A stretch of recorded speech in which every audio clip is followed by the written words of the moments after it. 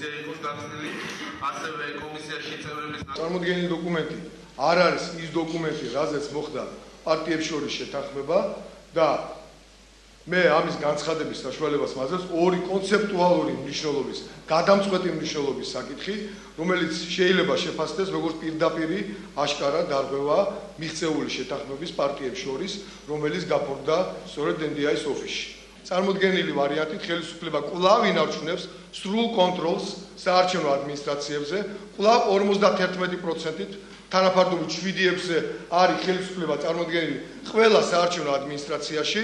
პუნქტობრივად ჩავყვეთ რა არის ამ შეთანხმებაში.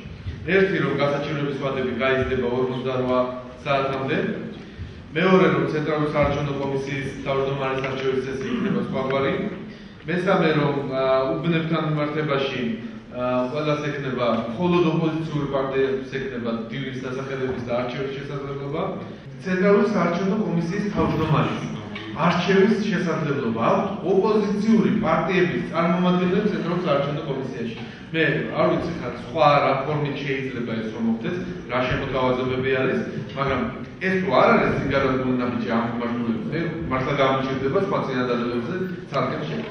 ჩვენ მიგვაჩნია რომ ეს კარგია, მაგრამ ნამდვილად არ არის საკმარისი ნორმალური არჩევნებისთვის.